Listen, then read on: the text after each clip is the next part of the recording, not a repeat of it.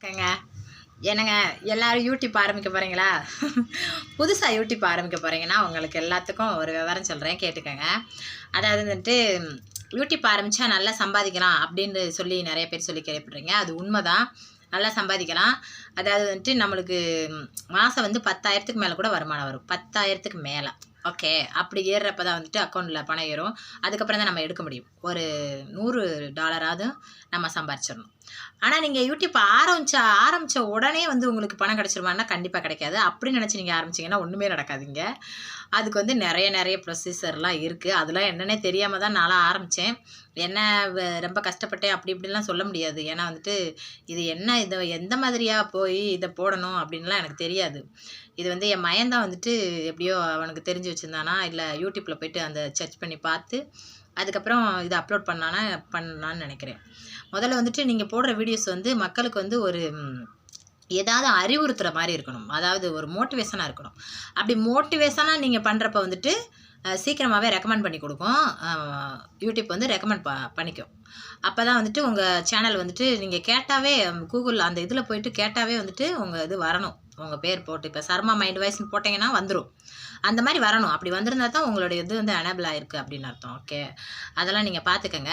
அதுக்கப்புறம் வந்துட்டு அப்படி தான் நாங்களும் பண்ணினோம். அது எனக்கு தெரியாமல் தான் பண்ணோம். உண்மையிலே இந்த யூடியூப்பை பற்றி தெரியாமல் தான் பண்ணோம். ஆனால் சம்பளம்லாம் வாங்குவேனா அப்படின்னு எனக்கு சத்தியமாக தெரியாது. அதுக்கப்புறம் எல்லாம் மானிட்டேஷன் ஆகிடுச்சு. நான் ஆரம்பித்து வந்து ஒரு 6 மாதத்துக்கிட்ட ஆகுது. 6 மாதத்தில் வந்துட்டு ஒரு 4 மாதம் முடிச்சதுக்கப்புறமே எனக்கு மானிட்டேஷன் ஆகிடுச்சு. சீக்கிரமாக மானிட்டேஷன் ஆகிடுச்சு. மானிட்டேஷன் மட்டும் எனக்கு பண்ண தெரியாது. ஐயோ இது எப்படி பண்ண போகிறோம் அப்படின்னு யோசிச்சுட்டு இருந்தேன். அதுக்கப்புறம் என் குழந்தை வந்து கம்ப்யூட்டரில் வேலை பார்க்குறான். அது அவனுக்கு கொஞ்சம் தெரிஞ்சு வச்சுருந்தான். அதை வச்சுட்டு நான் மானிட்டேஷன் பண்ணிட்டேன். மானிட்டேஷன் பண்ணி கொஞ்சம் அது அப்புறமும் நிறைய ப்ரொசீஜர் இருக்குது. அதில் என்னென்னமோ போய் என்னமோ பதிஞ்சான். எனக்கு தெரியாது, அதை பற்றிலாம் விவரமாக தெரில. அதுக்கப்புறம் வந்துட்டு ஒரு பின் நம்பர் வரணும். அதுக்கப்புறம் தான் பணம் ஏறுனாங்க. அது வரைக்கும் நாங்கள் வெயிட் பண்ணிகிட்டு இருந்தோம். நாங்கள் 15 ஒரு வாரத்துலேயே எனக்கு பின் நம்பர் வந்துருச்சு. 3 வாரம் சென்று வரும்னு எனக்கு மெசேஜில் வந்துருந்துச்சு. ஆனால் என்னென்னு தெரில, ஒரு வாரத்துலேயே எனக்கு வந்துருச்சு. இதுதான் அந்த கூகுள் ஆட்சன்ஸ்லேருந்து நம்மளுக்கு இந்த மாதிரி ஒரு லெட்டர் வரும். பார்த்தீங்களா, இதுதான் அந்த லெட்டர். இந்த லெட்டர் வந்த உடனே வந்துட்டு இதில் ஒரு பின் நம்பர் இருக்கும். அந்த பின் நம்பரை காட்டக்கூடாதான். அந்த பின் நம்பரை வந்துட்டு நம்ம வந்து அக்கௌண்ட்டில் எனேபிள் பண்ணிட்டோம்னா அதுக்கப்புறம் சம்பளம் ஏறிடுமாங்க. எனக்கு இதெல்லாம் வந்துருச்சு. எனக்கு தெரியாது, இது சும்மா நான் விளையாட்டாக தான் ஆரம்பித்தேன். நீங்களும் வந்துட்டு வீட்டில் இருக்கிறப்ப இது காசும் பணம் போட போகிறதில்ல, நம்ம முதலீடு பண்ண போகிறதில்ல. இதில் ஒன்று ஆல்ரெடி நம்ம நெட்டு இதில் இருக்கும். நம்ம ஃபோனுக்கு நெட்டு போடுறது இருக்கும். ஆனால் வந்துட்டு உங்கள்கிட்ட எதையாச்சும் தனியாக ஏதாவது தெரிகிற மாதிரி இருக்கிறதுனா அதை நீங்கள் வந்து ட்ரை பண்ணுங்கள். மக்களை வந்து மகிழ்விக்கணும். இது வந்து ஒரு பொழுதுபோக்கு நிகழ்ச்சி. மக்களை மகிழ்விக்கணும். அவங்களுடைய மகிழ்ச்சி நம்மளுக்கு ரொம்ப ரொம்ப முக்கியம். அவங்கள சந்தோஷப்படுத்துகிற மாதிரியான உங்களுக்கு இருக்குன்னா நீங்கள் கண்டிப்பாக யூடியூப் ஆரம்பிச்சிங்கன்னா சம்பாதிக்கலாம் அப்படின்றத விட இது நல்லாயிருக்கும்.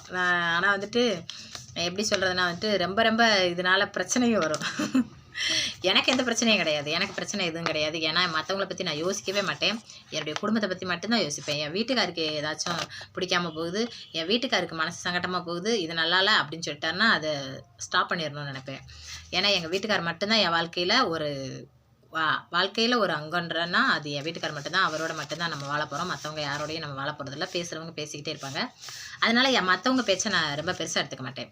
நீங்கள் உங்களுக்கு எப்படியான குணம் இருக்குது? மற்றவங்க பேசுகிறதெல்லாம் நீங்கள் சாதாரணமாக எடுத்துக்கிட்டிங்கன்னா ஓகே, நீங்கள் இதில் இறங்கலாம். ஏன்னா நம்ம சொந்தங்கள் வந்துட்டு ரொம்ப பேசுவாங்க. என்னமோ பெரிய தப்பு பண்ணிட்டு வந்த மாதிரி. ஆனால் அவங்க வீட்டில் 1000 தப்பு இருக்கும். அதெல்லாம் அப்படியே மறந்து போயிடுவாங்க. அவங்க வீட்டில் இருக்கிற தப்பெல்லாம் மறந்து போயிடுவாங்க. நம்ம இப்படி பேசிகிட்டு இருக்க மீடியாவில் பேசிகிட்டு இருக்கிறது வந்து பெரிய குத்தம் அப்படின்னு சொல்ல வருவாங்க.